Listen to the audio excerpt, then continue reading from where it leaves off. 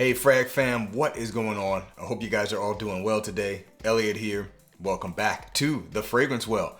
For today's video, we're going to talk about what I think you gotta have in your collection if you're going to have a complete collection. If you've been watching my videos for, kind of since the beginning, something I used to do, I did like a little mini series where it was like build a complete collection with only 5 fragrances. This is gonna kind of be a play on that, except it's not gonna be 5, it is going to be 10, but I'm gonna use the same criteria. And in my personal opinion, these criteria are things you can have to have a complete collection in terms of if you're gonna have more than say 2 or 3 fragrances. So minimum of 5, maybe 10, maybe up to 20. We're not gonna go that far. We're just gonna keep it at 10. And those 5 categories are fragrances for everyday wear, fragrances for the office or for work. That's gonna vary based on what you do for work, but the point remains the same. Fragrances for what I'm gonna call gym fragrances, sport fragrances, hot weather fragrances, activity fragrances, whatever you wanna put under that umbrella. Evening wear fragrances, night out, date night, night activity, night at the bar, cigar lounge, whatever it is. Anything that kind of deals with leisure activities in the evening time. And the last category is basically something you absolutely love. It can be whatever you want, whether it's something super crazy, outlandish, some super challenging artistic fragrance, or even something super basic. Whatever you want it to be, that covers that category. And by the way, let me point out, one fragrance can technically do all of these. If you got a fragrance that's kind of one of those do-it-all type of scents, technically it can cover all these categories. But at that point, it's not really a collection, so let's just be real. But yeah, for me, a complete collection kind of encapsulates these categories, and of course they can vary a little bit depending on what your lifestyle is, but that is how I view it in terms of having a complete collection. By the way, you see that cabinet back there full of all those fragrances. That collection is complete, but it is also bloated. You don't need that many to have a complete collection. In my opinion, you can do it with 5 to 10 at a minimum. So let's get right into it. But before we do, as always, please remember to like the video, subscribe to the channel if you haven't already and you do like the content, and please hit that bell icon and enable notifications so you can be notified when I upload new videos. Let's get into it.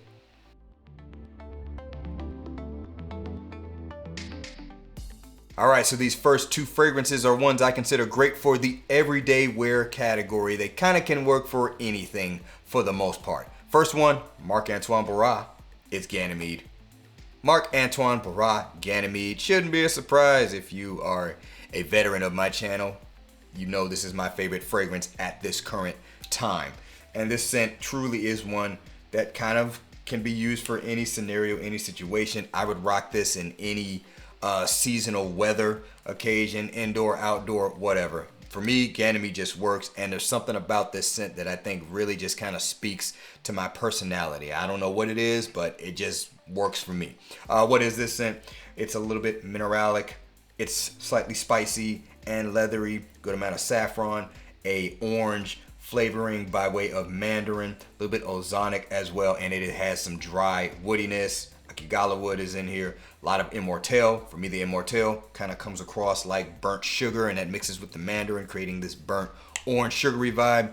It's an interesting fragrance, but at this point, not really that unique anymore. People have done other takes on this, including the perfumer Quentin Biche with other releases in other houses. So it's not that much of a unique scent anymore. It has kind of cemented itself as a popular fragrance DNA in the fragrance business world, because many people have actually done their own takes on this, but I'm good with the original right here. Once again, from Marc-Antoine Barras, this is Ganymede. All right, next one on the everyday wear list, coming from Kajal, this is Masa. Kajal Masa. So what you're gonna get from this scent, or at least what I get from it, basically a fruity, slightly watery, aquatic patchouli fragrance. There's a Mirabelle plum note in here. I still don't know what exactly that smells like. I kind of interpret it as kind of an apple kind of smell, because it's very crispy fruitiness, very bright, and yeah, crispy and bright fruitiness. There's also, obviously some other citrus notes in this. The patchouli in this I find to be kind of a cleaner patchouli, more so leafy, not as heavy on the earthiness, doesn't really have that chocolatey feel either, and some aquatic notes, a touch of a spicy feel, dried woods as well. I love this scent. I think this is an underrated one from the House of Kajal, and for me, it is something I have no problem wearing for absolutely anything. Compliment garnering fragrance as well. If you haven't checked this one out yet, get a sample of it. It's a good scent. I don't think it's necessarily for everybody, but it's certainly not challenging. And in my opinion, out of the many that Kajal has, particularly in this bottle style, probably one of the more masculine scent takes that they have, again, in this bottle style. Some of the other bottle styles, more masculine stuff, but you know, that's just something to throw out there. So once again, from Kajal, this is Masa. All right, we're moving on to the office category. Again, this can change depending on what your office or work environment is, so I'm just kind of doing it based off of mine for the most part. First one coming from Roja Parfums, and it's Isola Blu. Roja Parfums Isola Blu. So this is a citrus fragrance accompanied with some aromatic, woody, and slightly musky notes. Lemon is kind of the dominant citrus note you get in here, but there's a little bit of an orange and a lime mixing with it as well. Really nice kind of spicy herbaceous lavender and some thyme, giving the what I would call the heart of the scent. And then there's kind of a woodiness, just woody notes and slightly musky notes kind of making up the base, but they're kind of light. The highlight of the scent is going to be the lavender, thyme, and the citruses.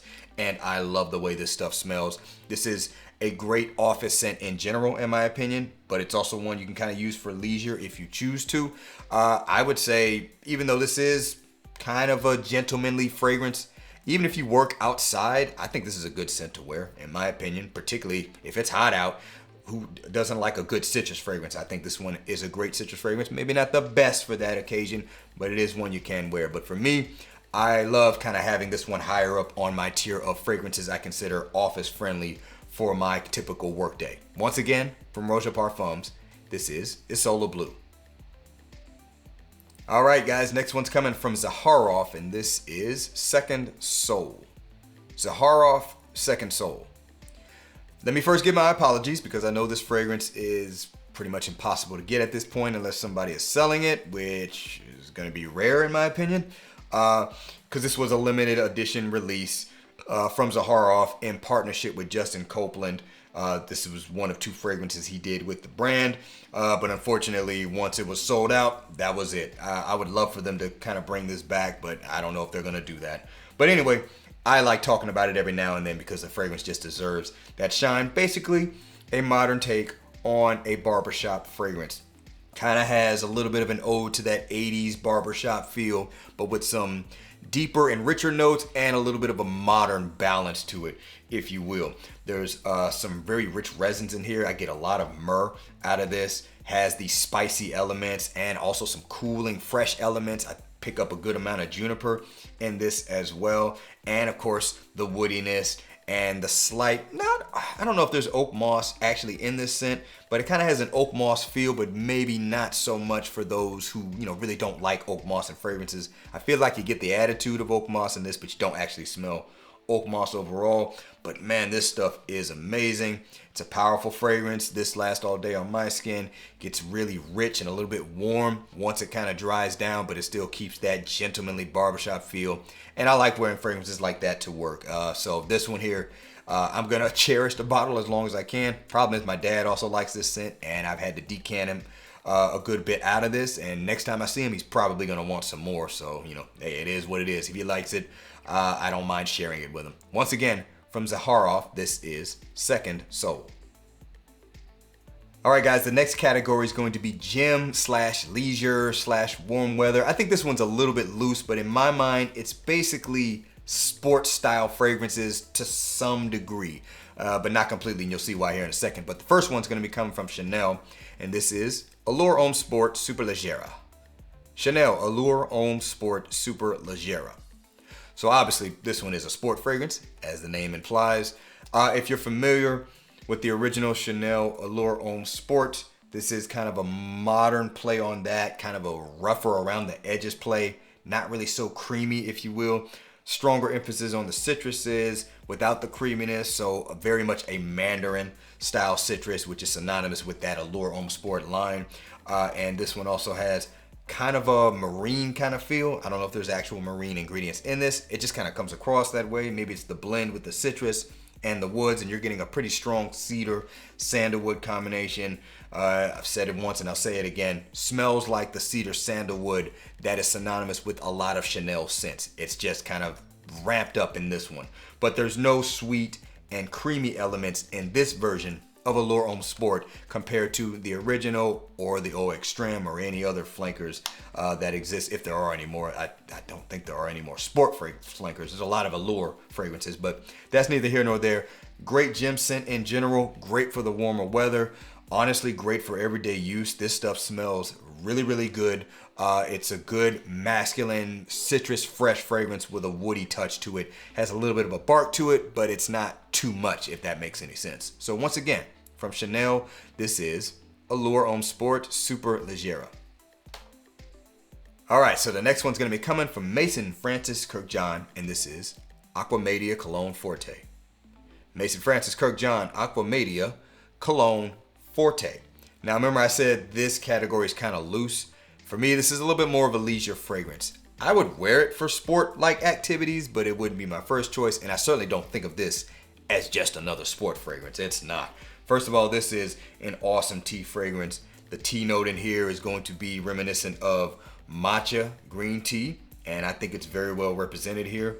Blended with lime citrus notes. There's some fennel, adding a little bit of a green touch to the scent overall, and a good amount of musk to make up most of what I get in terms of the base note, kind of rounding it all out. This stuff smells amazing. Compliment garnering fragrance right here. It's just a perfect leisure fragrance. If you're just kind of chilling out in general, and in particular, it's warmer out. Granted, you can wear it in cool weather too, but in particular, warmer out, great for this upcoming spring season. This fragrance is perfect for that. What a great vibe that this scent is, and definitely my favorite latest release from Mason Francis Kurkdjian up to this point. So once again, from Mason Francis Kurkdjian, this is Aqua Cologne Forte.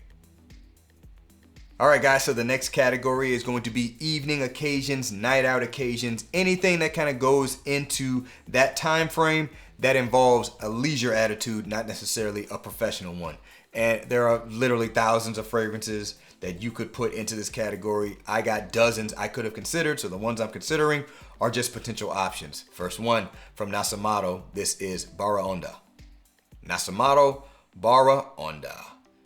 If you are a fan of boozy fragrances, this is probably one worth having. I don't know if it's the best, it's certainly not the only one, but it is a good one. To me, this fragrance literally smells like bourbon. And once I spray it on and it kind of goes through its transition phases, it starts to smell like a smoked old fashioned on my skin. More direct fragrance characteristics, obviously boozy, a little bit ambery. It's gonna take on a little bit of that gourmand edge because it does smell so much like an alcohol drink that you can actually consume. And I freaking love this stuff. It is a powerful scent. It works really, really well and kind of totally encapsulates that evening occasion vibe. And I think it can kind of work for all of them as long as they are leisurely. This could work at a bar. This could work in a cigar lounge. This can work going out to dinner. This can work for maybe not a first date night, but it could work for a date night. It can work for a night out. This is a great evening wear scent in my opinion, especially if you are a fan of boozy fragrances. Once again, from Nasomatto, this is Baraonda. All right, guys, next one's coming from Xerjoff, and this is gonna be 40 knots. Xerjoff 40 knots. Now, in general, I don't really think of this as just an evening wear fragrance. I totally don't mind wearing this during the day. Matter of fact, most often that's when I do wear it. That being said, this is a great evening wear fragrance, especially if it's warmer out. So that's kind of why I wanted to include this one. I'm kind of thinking of different temperature scenarios, particularly if you are outside and not indoors. So what is this scent? First of all, if you're familiar with Dior's Ombre Nuit, this is kind of a play on that. It's ambery, it's a little bit spicy. It does have kind of a honeyed like sweetness to it. Does have a little bit of a salty sea air kind of vibe to it, and a touch of a woodiness, kind of smelling a little bit like that driftwood kind of woodiness you get in fragrances. Stuff smells amazing. Definitely compliment garnering. It's powerful. A little goes a long way, especially for an evening wear. I wouldn't douse myself 12 sprays with this if it's going to be later in the day, because good luck washing it off. It's going to be on you still in the morning, even if you shower. But that's neither here nor there. This is a great evening wear fragrance in my opinion. And again, I like to wear it daily, but I do think the vibe of it a little bit more towards the evening, especially if it is warmer out, especially if you're close to some water also. So once again, from Xerjoff, this is 40 knots. All right, guys, we're on to that last category, and these are going to be A, fragrances you love, and B, they're just wild cards. You can use them for whatever you want, or they can be whatever you want. In my case, I don't mind putting fragrances here that may be considered a little bit more challenging or a little bit more exotic or different, if you will. First one, coming from Amouage, it's going to be King Blue. Amouage King Blue. So if you are familiar with this scent, it's an oud fragrance, first of all. Assam oud is the oud in here. That oud is going to be a little bit more barnyard / hay-like, earthy, if you will. It can come across as animalic, but to me, that's not really quite the characteristic. It's more of the barnyard style, but not necessarily poopy though, if you know what I mean. That's why I say not really animalic. That oud is mixing with a little bit of a kind of a tangy fruitiness, if you will. It's mixing with some leather accords, and it's also mixing with an awesome combination of sandalwood, patchouli, and amber. My goodness, this stuff smells good. Not going to be for everyone here. That's why I'm throwing this under the wild card. I love this at first sniff. When it first came out, I went and sampled it at my Neiman's, and I was like, spray that on my hand. I like the way that smells, surprisingly. My wife liked it too. I did not see that one coming. But yeah, this is not going to be for everybody because it does have some pretty noticeable oud, if you will. I will say the longer I've had this bottle, the funkiness of the oud has actually subsided a little bit. It's not quite as noticeable up front, so some maceration has taken place. But that being said, it's still going to be one you want to get your nose on. But what I love about this scent is, one, I don't mind wearing this for daily use. I could use this for an evening out. I have worn this to work before, but I would, be cautious with it and just kind of everyday use if I want to smell a little bit more exotic, if you will. And what I love about this scent is it is presenting oud in a way that is almost blue style, but it's not westernized. That's what I love about it. It's presenting a more traditional oud that has a little bit of a roughness to it with some really enjoyable notes, and I think the balance is perfect. So once again, from Amouage, this is King Blue. All right, the final fragrance for this video in the wildcard category, also coming from Xerjoff. This one here is going to be Kemi from the K collection. Xerjoff Kemi. Talked about this a few times on the channel. If you remember me talking about it and you've seen me talk about it, this is a funky oud animalic fragrance mixing with some very rich strawberry sweet caramel sweet accords. So it's taking, two very different fragrance categories and blending them together, and I think it does it perfectly in my opinion. You got notes like civet in here, oud, castoreum. These are all notes that tend to be considered very, very heavy, very, very tough for a lot of people, animalic in many ways, and that is definitely present here. And then it's mixing with what I perceive to be kind of like strawberry, caramel, amber richness, if you will. Vanilla, a lot of vanilla in here, and it's a very interesting combination, but I think it is blended masterfully. Me personally, I would use this for daily use. This is going to be more of an evening wear scent to me. And in particular, I would favor it a little bit more towards the cooler months because of how rich it is. The thing about this scent, by the way, though, if you spray it really, really heavily, that funkiness is going to come out maybe more than you want it to. If you spray it on your skin and you're constantly doing that, then you're going to smell the animalic notes. The magic of this fragrance is in the air. You kind of have to let it do what it needs to do, because in the air, you're going to pick up the sweet notes first, and it's going to be very, very pleasant, but it just has a little bit of weight to it with the funkier notes kind of hiding in the background. Most people are not even going to necessarily realize that that is what is there unless you overspray it. So that's the magic of this fragrance. That's what I love about it, is how it wears off the skin. Once again, from Xerjoff, this is Kemi.